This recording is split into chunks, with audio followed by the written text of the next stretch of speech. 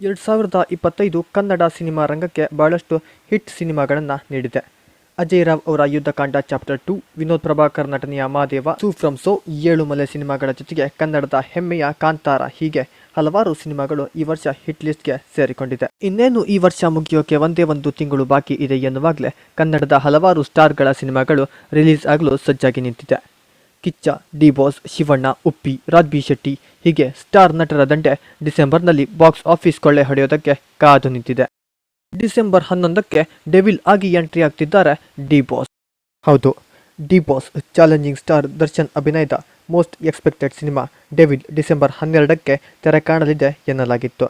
ಆದರೆ ಒಂದು ದಿನ ಮುಂಚಿತವಾಗಿಯೇ ಅಭಿಮಾನಿಗಳನ್ನು ಸೇರ್ತಿದೆ. ದರ್ಶನ್ ಅವರ ಕಾಟೇರ ಸಿನಿಮಾ ರಿಲೀಸ್ ಆಗಿ ಹೆಚ್ಚು ಕಮ್ಮಿ 2 ವರ್ಷ ಕಳೆದಿದ್ದು, ಸದ್ಯ ಅಭಿಮಾನಿಗಳು ತಮ್ಮ ನೆಚ್ಚಿನ ಡಿ ಬಾಸ್ರನ್ನ ದೊಡ್ಡ ಪರದೆಯ ಮೇಲೆ ನೋಡೋದಕ್ಕೆ ಕಾತುರದಿಂದ ಕಾಯ್ತಿದ್ದಾರೆ. ಈಗಾಗಲೇ ಡೆವಿಲ್ ಸಿನಿಮಾದ ಹಾಡುಗಳು ಹಾಗೂ ಕೆಲ ಗ್ಲಿಮ್ಸ್ಗಳ ಮೂಲಕ ಪ್ರೇಕ್ಷಕರ ನಿರೀಕ್ಷೆಯನ್ನು ಹೆಚ್ಚಿಸಿದ್ದು, ಬಾಕ್ಸ್ ಆಫೀಸ್ ಸುಲ್ತಾನ್ ಡೆವಿಲ್ ಅವತಾರದಲ್ಲಿ ಹೇಗೆ ಕಾಣ್ತಾರೆ ಅನ್ನೋದು ಕಾದು ನೋಡಬೇಕಾಗಿದೆ. ಮಾರ್ಕಾಂಡೇಯನಾಗಿ ಬರ್ತಿದ್ದಾರೆ ಕಿಚ್ಚ. ನಿರ್ದೇಶಕ ವಿಜಯ್ ಕಾರ್ತಿಕೇಯ ಮ್ಯಾಕ್ಸ್ ಸಿನಿಮಾದ ನಂತರ ಮತ್ತೊಮ್ಮೆ ಕಿಚ್ಚಾಗೆ ಮಾರ್ಕ್ ಸಿನಿಮಾ ಮೂಲಕ ಆಕ್ಷನ್ ಕಟ್ ಹೇಳ್ತಿದ್ದಾರೆ. ಕಳೆದ ವರ್ಷ ಮ್ಯಾಕ್ಸ್ ಬರಬೇಕಾದ್ರೆ ಮ್ಯಾಕ್ಸಿಮಮ್ ಸೈಲೆಂಟ್ ಇರಬೇಕು ಅಂಥೇಳಿ ಸ್ಯಾಂಡಲ್ವುಡ್ ಪೂರ ಕಿಚ್ಚ ಸದ್ದು ಮಾಡಿದ್ರು. ಸದ್ಯ ಈ ವರ್ಷ ಮಾರ್ಕ್ನ ಸರದಿ ಎನ್ನಬಹುದು. ಈ ಹಿಂದೆ ಅನೂಪ್ ಭಂಡಾರಿ ನಿರ್ದೇಶನದ ಬಿಲ್ಲರಂಗ ಭಾಷಾ ಮೂಲಕ ಸುದೀಪ್ ಬರ್ತಾರೆ ಎನ್ನಲಾಗಿತ್ತು. ಆದರೆ ಅದಕ್ಕೂ ಮುಂಚಿತವಾಗಿ ಮಾರ್ಕ್ ಮೂಲಕ ಅಜಯ್ ಮಾರ್ಕಂಡೇಯನಾಗಿ ಮಾರ್ಕ್ ಮಾಡೋದಕ್ಕೆ ಕ್ರಿಸ್ಮಸ್ಗೆ ಕಿಚ್ಚ ತಯಾರಾಗಿದ್ದಾರೆ. 45 ಮೂಲಕ ಬರ್ತಿದ್ದಾರೆ ಸ್ಯಾಂಡಲ್ವುಡ್ನ ತ್ರಿವಳಿ ಸ್ಟಾರ್ಸ್. ಸ್ಯಾಂಡಲ್ವುಡ್ನ ಟಾಪ್ ಸ್ಟಾರ್ಗಳು ಒಂದೇ ಸಿನಿಮಾದಲ್ಲಿ ಕಾಣಿಸಿಕೊಂಡ್ರೆ ನೋಡೋಕೆಷ್ಟು ಚಂದ ಅಲ್ವಾ? ಆ ಚಂದ ನೋಡೋದಕ್ಕೆ ಡಿಸೆಂಬರ್ 25ರವರೆಗೆ ಕಾಯಬೇಕು.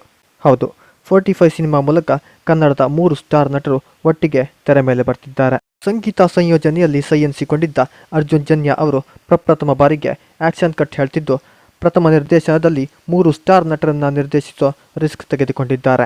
Hat trick hero Shivaraj Kumar, real super star Upendra ಹಾಗೂ ಸ್ಯಾಂಡಲ್ವುಡ್ನ ಭರವಸೆಯ ನಟ ನಿರ್ದೇಶಕ ರಾಜ್ ಬಿ ಶೆಟ್ಟಿ 45 ಮೂಲಕ ಒಟ್ಟಿಗೆ ತೆರೆ ಮೇಲೆ ಬರ್ತಿದ್ದಾರೆ.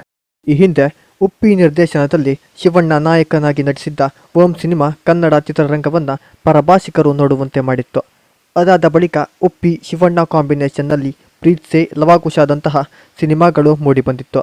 ಸದ್ಯ 45 ಸಿನಿಮಾ ಮೂಲಕ ರಾಜ್ ಬಿ ಶೆಟ್ಟರ ಜೊತೆಗೆ ಈ ಇಬ್ಬರು ಮೇರು ನಟರು ಜೊತೆಯಾಗಿ ಬರ್ತಿದ್ದು, ಅರ್ಜುನ್ ಜನ್ಯ ಅವರ ಚೊಚ್ಚಲ ನಿರ್ದೇಶನವನ್ನು ಜನ ಒಪ್ಪಿಕೊಳ್ತಾರಾ ಇಲ್ಲ ಅಪ್ಪಿಕೊಳ್ತಾರಾ ಕಾದು ನೋಡಬೇಕಾಗಿದೆ.